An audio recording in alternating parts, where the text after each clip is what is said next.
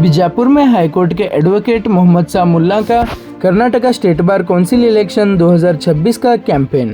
बीजापुर शहर के कोर्ट के न्यायालय भवन में बीजापुर बार एसोसिएशन की ओर से हाईकोर्ट एडवोकेट मोहम्मद सामुल्ला को Karnataka state bar council election 2026 में जीत दिलाने के लिए सभी एडवोकेट्स की मौजूदगी में बड़ा कैंपेन।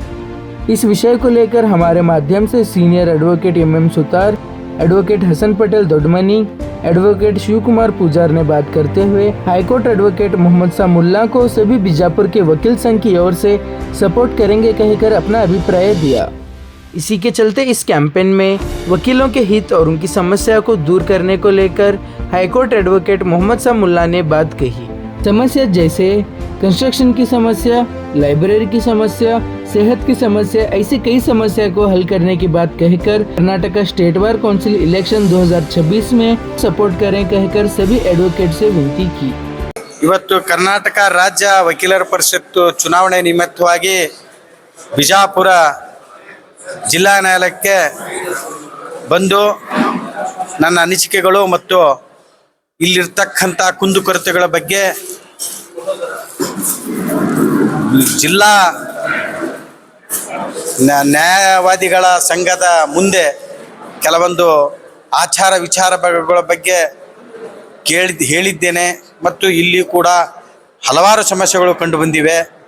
ಬಿಜಾಪುರ ಜಿಲ್ಲಾ ನ್ಯಾಯಾಲಯದಲ್ಲಿ ವಕೀಲರ ಸಮಸ್ಯೆಗಳು ಸುಮಾರು ಕಟ್ಟಡದ ಸಮಸ್ಯೆ ಆಗಿರಬಹುದು, ಲೈಬ್ರರಿ ಸಮಸ್ಯೆ ಆಗಿರಬಹುದು, ಕಲ್ಯಾಣ ನಿಧಿಯ ಸಮಸ್ಯೆ ಆಗಿರಬಹುದು ಮತ್ತು ಒಂದು ಆರೋಗ್ಯ ವಿಮೆ ಸಮಸ್ಯೆ ಆಗಿರಬಹುದು, ಹಲವಾರು ರೀತಿಯ ಸಮಸ್ಯೆಗಳು ಕಂಡು ಬಂದು ನನ್ನ ಆಸೆ ಏನಂದರೆ ನಾನು ಸತತವಾಗಿ 25 ವರ್ಷಗಳ ಕಾಲ ವಕೀಲ ವೃತ್ತಿ ಬೆಂಗಳೂರು ಉಚ್ಚ ನ್ಯಾಯಾಲಯ ಮತ್ತು ಜಿಲ್ಲಾ ನ್ಯಾಯಾಲಯದಲ್ಲಿ ಮಾಡ್ತಾ ಬಂದಿದ್ದೀನಿ।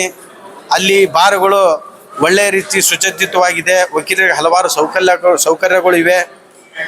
ಅಲ್ಲಿ ಎಲ್ಲ ಅಷ್ಟೊಂದು ಬೆಳಿಬೇಕಾದ್ರೆ ಅಲ್ಲಿ ಅಧ್ಯಕ್ಷರು ಮತ್ತು ಕಾರ್ಯದರ್ಶಿಗಳು ಅಲ್ಲಿರ್ತಕ್ಕಂಥ ವಕೀಲರ ಇಚ್ಛಾಶಕ್ತಿ ಮತ್ತು ಅವರ ಪ್ರಯತ್ನದಿಂದಾಗಿದೆ। ಅದೇ ರೀತಿ ಕೂಡ ಈ ಭಾಗದಲ್ಲಿಯೂ ಕೂಡ ನಮ್ಮ ವಕೀಲರು ಮತ್ತು ಇಲ್ಲಿರ್ತಕ್ಕಂಥ ಅಧ್ಯಕ್ಷರುಗಳು ಮತ್ತು ವಕೀಲ ಮಿತ್ರರು ಎಲ್ಲರೂ ಸೇರಿ ನಮ್ಮದೊಂದು ಒಳ್ಳೆಯ ರೀತಿಯ ಸುಸಜ್ಜಿತವಾದ ಕಟ್ಟಡಗಳಿರ್ಬೋದು, ಶೌಚಾಲಯಗಳಿರ್ಬೋದು, ಲೈಬ್ರರಿ ಇರ್ಬೋದು, ಆರೋಗ್ಯ ವಿಮೆ ಮಗದೊಂದು ಯಾವುದೇ ಸೌಲಭ್ಯಗಳು ಕುಂದುಕೊರತೆಗಳು ಇದ್ದಲ್ಲಿ ತಾವೆಲ್ಲರೂ ಒಗ್ಗಟ್ಟು ಹೋರಾಟ ಮಾಡಿ ಮತ್ತು ನಾವೇನು ಈಗ ಆರ್ಚ್ ಕಳಿಸ್ತಾ ಇರ್ತೀವಿ ಕೌನ್ಸಿಲ್ ಸದಸ್ಯರಿಗೆ ಏನು ಇದರ ಪರಿಷತ್ತಿಗೆ, ವಕೀಲರ ಪರಿಷತ್ತಿಗೆ, ಆ ವ್ಯಕ್ತಿಗಳು ಶಕ್ತಿ ಮೀರಿ ಕೆಲಸ ಮಾಡ್ತಕ್ಕಂಥ ವ್ಯಕ್ತಿಗಳು ಮತ್ತು ಇಲ್ಲಿಯ ಧ್ವನಿಯಾಗಿ ಹೊರಹೊಮ್ಮತಕ್ಕಂಥ ವ್ಯಕ್ತಿಗಳಿಗೆ ಮತ ನೀಡಿ ಇಂಥವ್ರಿಗೆ ಮತ ನೀಡಕ್ಕೆ ಹೋಗಬೇಡಿ। ನನಗೇ ನೀಡಿ ಅಂತ ಕೇಳಲಿಲ್ಲ, ನನಗಿಂತಲೂ ಇನ್ನೊಬ್ಬನು ಸಶಕ್ತನಾಗಿದ್ದರೆ, ನನಗಿಂತಲೂ ಇನ್ನೊಬ್ಬನು ಒಳ್ಳೆಯ ವ್ಯಕ್ತಿ ಇದ್ದರೆ ಅವರಿಗೆ ನೀಡಿ, ಇಲ್ಲದೇ ಇದ್ದರೆ ನನಗೇ ನೀಡಿದ್ದೆ ಆದಲ್ಲಿ ನಾನು ನಿಮ್ಮ ಧ್ವನಿಯಾಗಿರ್ತೀನಿ ಮತ್ತು ನಿಮ್ಮ ಎಲ್ಲ ಸಮಸ್ಯೆಗಳಿಗೆ ಪ್ರಾಮಾಣಿಕವಾಗಿ ಪ್ರಯತ್ನ ಮಾಡಿ ಅಲ್ಲಿ ನಮ್ಮ ಬೆಂಗಳೂರು ಬಾರ್ನಲ್ಲಿ ಬಾರ್ ಕೌನ್ಸಿಲ್ನಲ್ಲಿ ಮಿತ್ರ ಆರ್ಚ್ ಬಂದಿರ್ತಾರೆ ಅವರ ಸಹಾಯ ತಗೊಂಡು ಮತ್ತು ಸರ್ಕಾರದ ಹಂತದಲ್ಲಿ ಕೆಲವೊಂದು ವಿಚಾರಗಳನ್ನು ಮಂಡಿಸಿ ಯಾವ ರೀತಿಯಿಂದ ಈ ಭಾಗಕ್ಕೆ ನಾವು ನಮ್ಮ ವಕೀಲರ ಸಂಘಗಳಿಗೆ ಮತ್ತು ವಕೀಲರ ಮಿತ್ರರಿಗೆ ಯಾವ ರೀತಿಯಾಗಿ ಒಂದು ಒಳ್ಳೆ ಸುಸಜ್ಜಿತವಾದ ರೀತಿಯಲ್ಲಿ ಎಲ್ಲ ವ್ಯವಸ್ಥೆಗಳು ಮಾಡಿಕೊಡಕ್ಕೆ ಸಾಧ್ಯ ಇದೆ, ಆ ನಿಟ್ಟಿನಲ್ಲಿ ಹೋರಾಟ ಮಾಡಬೇಕಂತ ನಾನು ಈ ಭಾಗದಿಂದ ಮತ್ತು ಇಡೀ ರಾಜ್ಯದ ಎಲ್ಲ ಮೂಲೆಗಳಿಂದ ಎಲ್ಲ ನ್ಯಾಯವಾದಿಗಳಿಗೆ ಅಪೀಲ್ ಮಾಡ್ಕೊಂಡಿದ್ದೀನಿ, ನನಗೆ ದಯವಿಟ್ಟು ವೋಟ್ ಹಾಕಿ ಅಂಥೇಳಿ। ನಾನು ಮೊಹಮ್ಮದ್ ಮುಲ್ಲಾ ಅಂತ 25 ವರ್ಷಗಳ ಕಾಲ ಸತತವಾಗಿ ಪ್ರಾಕ್ಟೀಸ್ ಮಾಡಿ ನನ್ನ ವೃತ್ತಿ ಜೀವನ ಸುಬ್ರಹ್ಮಣ್ಯ ಜೋಯಿಸ್ ಸೀನಿಯರ್ ಅಡ್ವೊಕೇಟು ಮತ್ತು NS ಹಿರೇಮಠರವ್ರ ಜೊತೆ ನಾನು ನನ್ನ ವೃತ್ತಿ ಜೀವನ ಸ್ಟಾರ್ಟ್ ಮಾಡಿದ್ದೀನಿ। ನನ್ನ office Hiremath and Mulla associates ಅಂಥೇಳಿ ನನ್ನ ಒಂದು ಇದರಲ್ಲಿಯೇ ಕೂಡ ಒಂದು ಜನರಲ್ ಆಗಿ ತಾವು ನೋಡಿದ ಹಾಗೆ ನನ್ನ ಇದರಲ್ಲಿಯೇ ಕೂಡ ಒಂದು ಸಾರ್ವಜನಿಕ ಇದರಲ್ಲಿ ಯಾವ ಥರ ಯಾವುದೇ ಜಾತಿ ಮತ್ತು ಆಧಾರ, ಮತ, ಪಂಥ ಮತ್ತು ಪಕ್ಷಗಳಿಗೆ ಪ್ರಾತಿನಿಧ್ಯ ಇಲ್ಲ, ಏನಿದ್ರು ನಮ್ಮದು ಅಡ್ವೊಕೇಟ್ ಫ್ರೆಟರ್ನಿಟಿ, ಅಡ್ವೊಕೇಟ್ಸ್ ಇದಕ್ಕೆ ನಾವು ಕೆಲಸ ಮಾಡಬೇಕು ಏಳಿಗೆಗಾಗಿ ಅಂತ ಹೊರಟಿದ್ದೀನಿ। ಅದಕ್ಕೆ ಸುಮಾರು ಬೆಂಬಲ ನನಗೆ ವಕೀಲ ಮಿತ್ರರು ತೋರಿಸಿದ್ದಾರೆ। ಈ ಮುಂದಿನ ದಿನಮಾನಗಳಲ್ಲಿ ಆರ್ಚ್ ಬಂದಿದ್ದೆ ಆದಲ್ಲಿ ನಾನು ಅವ್ರ ಧ್ವನಿಯಾಗಿ ಅವ್ರಿಗೆ ಪ್ರಾಮಾಣಿಕವಾಗಿ ಕೆಲಸ ಮಾಡ್ತೀನಿ ಅಂತ ಹೇಳ್ತಾ ಇದ್ದೀನಿ। ಸರ್, ನೀವು ಈಗ ಅಭ್ಯರ್ಥಿಯಾಗಿ ನೀವು ಇಲೆಕ್ಷನ್ಗೆ ಇಳಿದಿದ್ದೀರಾ, ಆದ್ರೆ ಇಲ್ಲಿ ಎಷ್ಟು ಕಾಂಪಿಟೇಷನ್ ಇದೆ ಮತ್ತು ನೀವು ಎಲ್ಲರಿಗೂ ಏನು ಭರವಸೆ ಕೊಟ್ಟಿದ್ದೀರಾ? I am not worried about competition. ನಾನು ನನ್ನ ಒಂದು ಏನಿದೆ ಅಂದ್ರೆ ಮತ ಕೇಳುವ ಆಧಾರ ನಾನು ಎಲ್ಲರಿಗೆ ನಾನು ಪರಿಶ್ರಮ ಪಟ್ಟು ದುಡಿತೀನಿ, ದುಡಿದು ನಮ್ಮ ಗೆದ್ದು ಬಂದಿದ್ದೇ ಆದಲ್ಲಿ ಸುಮಾರು ಕಷ್ಟಗಳು ಈಗಾಗಲೇ ನಾನು ಬಾರಿಗೆ ಅಡ್ರೆಸ್ ಮಾಡಿದ್ದೀನಿ. ಕಲ್ಯಾಣ ನಿಧಿ ಇರ್ಬೋದು, ಸುಮಾರು ಸಮಸ್ಯೆಗಳು ಇಲ್ಲಿದೆ. ವಾಚನಾಲಯದ ಸಮಸ್ಯೆಗಳು ಇರ್ಬೋದು, ಮತ್ತು ಸಕಲ ಸೌಕರ್ಯಗಳ ಕೊರತೆ ಇರ್ಬೋದು. ಅವು ಯಾವ ನಿಟ್ಟಿನಲ್ಲಿ ನಾವು ನೀಗಿಸಬಹುದು ಅನ್ನೋದು ಆರ್ಜಿ ಬಂದ ಬಳಿಕ ಆರ್ಜಿ ಬಂದಿರತಕ್ಕಂಥ ಇನ್ನೂ ಏನು ಇದು ನಮ್ಮ ಬಾರ್ ಕೌನ್ಸಿಲ್ ಮೆಂಬರ್ಸ್ ಇದ್ದಾರೆ, ನಮ್ಮ ಫ್ರೆಂಡ್ಸ್ ಜೊತೆ ಕೂತುಕೊಂಡು ಅವರು ಕೂಡ ಸಮಾಲೋಚನೆ ಮಾಡಿ ನಮ್ಮ ಒಂದು ಕಲ್ಯಾಣ ಕರ್ನಾಟಕ ಮತ್ತು ಬಾಂಬೆ ಕರ್ನಾಟಕ ತುಂಬ ಹಿಂದುಳಿದಿದೆ.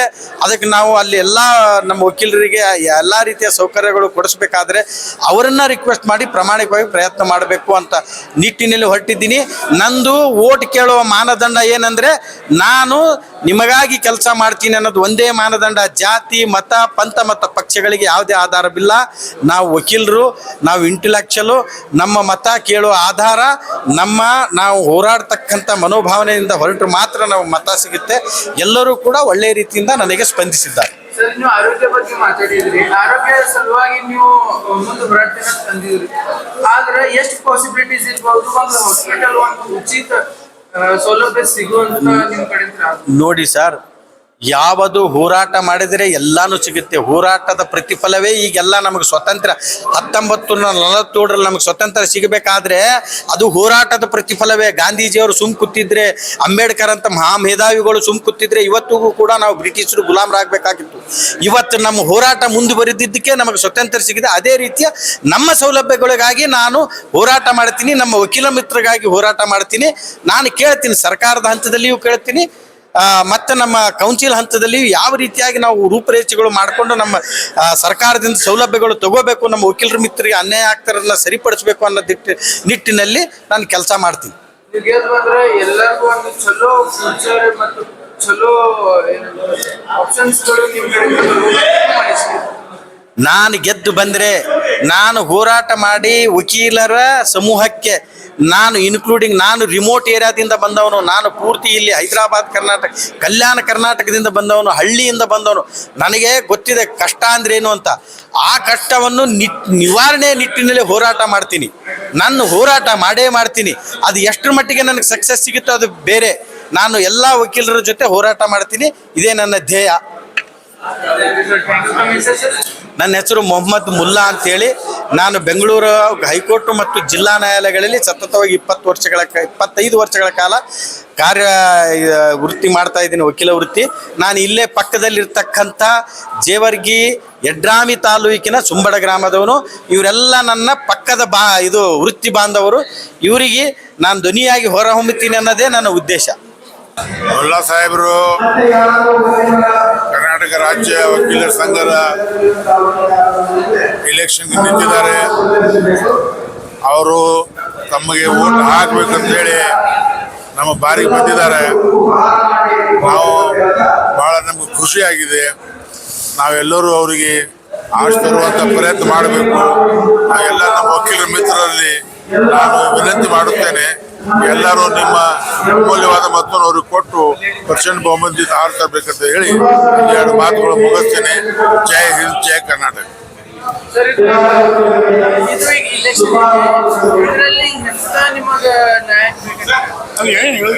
ಎಲ್ಲ ಎಂಥ ನಾಯಕ ಬೇಕಂತಂದ್ರೆ ಯಾವ ನಾಯಕ ಜನರಿಗೆ ಸೇವೆ ಮಾಡ್ತಾನೆ.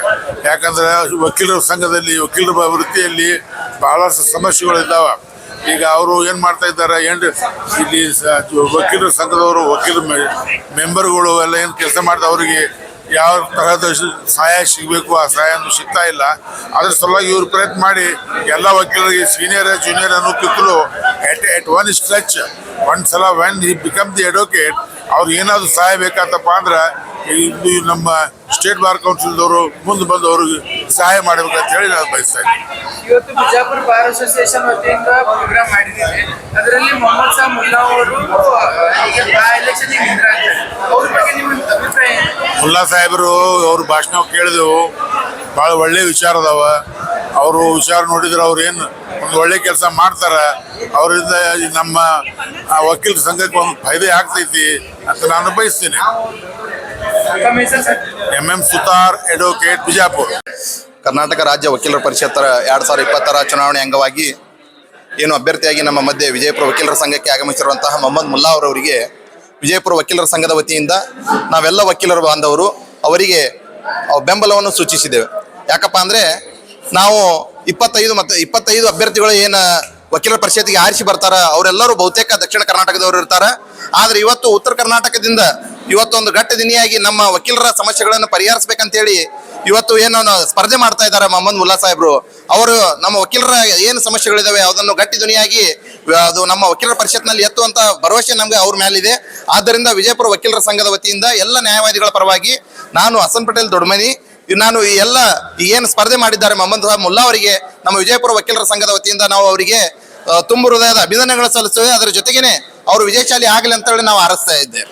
ಈಗ ಅವ್ರು ವಿಜಯ ಆದ ನಂತರ ಅವ್ರದ್ದು ಒಬ್ಬರದ್ದು ವಿಜಯ ಎಲ್ಲ ವಕೀಲರ ವಿಜಯ ಇದು. ಹೌದು, ಯಾಕಪ್ಪ ಅಂದ್ರೆ 25 ಜನ ಏನು ಅಭ್ಯರ್ಥಿಗಳು ಇರ್ತಾರ ಆ 25 ಜನದಲ್ಲಿ 17ರಿಂದ 18 ಜನ ದಕ್ಷಿಣ ಕರ್ನಾಟಕದವರೇ ಅವರು ಸದಸ್ಯರಿರ್ತಾರ. ಆದ್ರೆ ಇದೊಂದು ಪ್ರಥಮ ಸಲ ಇವತ್ತು ಉತ್ತರ ಕರ್ನಾಟಕದಿಂದ ಕೂಡ ಇವತ್ತು ಅಭ್ಯರ್ಥಿಯಾಗಿ ಕಣಕ್ಕಿಳಿದಿದ್ದಾರೆ. ನಮ್ಮೆಲ್ಲರ ಜವಾಬ್ದಾರಿ ಏನಾಗ್ತಿತ್ತು ಅಂದ್ರೆ ನಾವು ಪ್ರತಿ ಸಲ ವಕೀಲರಿಗಾಗುವಂತ ಸಮಸ್ಯೆಗಳನ್ನ ಹೇಳ್ತೀವಿ.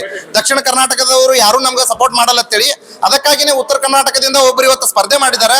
ಇವರಿಗೆ ಯಾವುದೇ ಜಾತಿ ಧರ್ಮ ಅದು ನೋಡ್ಲಾರ್ದೆ ಕೇವಲ ನಮ್ಮ ವೃತ್ತಿ ಬಾಂಧವರು ನಮ್ಮ ವಕೀಲರು ಅದರಲ್ಲಿ ಹೆಚ್ಚಾಗಿ ಉತ್ತರ ಕರ್ನಾಟಕದಿಂದ ಸ್ಪರ್ಧೆ ಮಾಡಿದ್ದಾರೆ. ನಮಗೆ ಸ್ಪಂದಿಸನೆ ಮಾಡ್ತಾರಂತ ಒಂದು ವಿಶ್ವಾಸ ಇಟ್ಕೊಂಡು ನಾವು ಇವತ್ತು ಅವರಿಗೆ ಸಪೋರ್ಟ್ ಮಾಡ್ತಾ ಇದ್ದೀವಿ. ನಾವು ವಿಜಯಪುರ ಎಲ್ಲ ವಕೀಲರ ಸಂಘದ ವತಿಯಿಂದ ನಾವು ಮೊಹಮ್ಮದ್ ಮುಲ್ಲಾ ಸಾಹೇಬರಿಗೆ ನಾವು ಸಪೋರ್ಟ್ ಮಾಡ್ತಾ ಇದ್ದೀವಿ ಅಂತ ಹೇಳ್ತಾ ಇದ್ದೀವಿ. ಹಸನ್ ಪಟೇಲ್ ದೊಡ್ಮನಿ. ನಮ್ಮ ಬಾರಿಗೆ ಅನೇಕ ವಕೀಲರು ರಾಜ್ಯ ವಕೀಲರ ಪರಿಷತ್ತಿಗೆ ಚುನಾವಣೆ ಬಯಸಿ ಮತಯಾಚನೆಗೆ ಬಂದಿದ್ರು. ಆದರೆ ಎಲ್ಲರಲ್ಲೂ ಒಂದು ಬೇರೆ ಬೇರೆ ರೀತಿಯಿಂದ ಅವರು ಮತಯಾಚನೆ ಮಾಡಿದರೆ ಮುಲ್ಲಾ ಸರ್ ಅವರ ಮತ ಬೇಡುವಂತಹ ಒಂದು ಪದ್ಧತಿಯೇ ಬೇರೆ. ಅವ್ರು ಹೇಳಿದರು ನಮ್ದು ಯಾವುದೋ ಜಾತಿ ಇಲ್ಲ, ಜಾತಿ ಅಂತಂದ್ರೆ ನಮ್ದು ವಕೀಲರ ಜಾತಿ. ವಕೀಲರ ಶ್ರೇಯೋಭಿವೃದ್ಧಿಗೆ ಅವರಿಗೆ ಧ್ವನಿಯಾಗಿ ನಾನು ಕೆಲಸ ಮಾಡ್ತೀನಿ. ನನ್ನನ್ನು ಆರಿಸಿ ತಂದ್ರು ಅಂತಂತಂದ್ರೆ ಅವರಿಗೆ ಎಲ್ಲ ಯಾವುದೇ ಬಾರ್ ಇರಲಿ, ಅದು ಕೇವಲ ಬೆಂಗಳೂರು ಅಷ್ಟೇ ಅಲ್ಲ ರಾಜ್ಯದ ಎಲ್ಲ ಬಾರುಗಳಿಗೆ ನಾನು ಕೆಲಸ ಮಾಡ್ತೀನಿ ಅಂತಂದು ಅವ್ರು ಹೇಳಿದ್ದು ಎಲ್ಲ ವಕೀಲರಿಗೂ ಕೂಡ ಮನವರಿಕೆ ಆಗೈತೆ ಅಂತಂದು ಹೇಳ್ತಾ ವಿಜಯಪುರ ವಕೀಲರ ಸಂಘದಲ್ಲಿ ಅವರಿಗೆ ಪ್ರಥಮ ಪ್ರಾಶಸ್ತ್ಯದ ಮತಗಳನ್ನ ಕೊಡಿಸೋದಕ್ಕೆ ನಾವೆಲ್ಲ ಪ್ರಯತ್ನಿಸ್ತೀವಿ ಅಂತಂದು ಅವರಿಗೆ ಭರವಸೆಯನ್ನು ಕೊಡ್ತಾ ಇದ್ದೇವೆ. ಶಿವಕುಮಾರ್ ಪೂಜಾರ್, ವಕೀಲರು, ವಿಜಯಪುರ.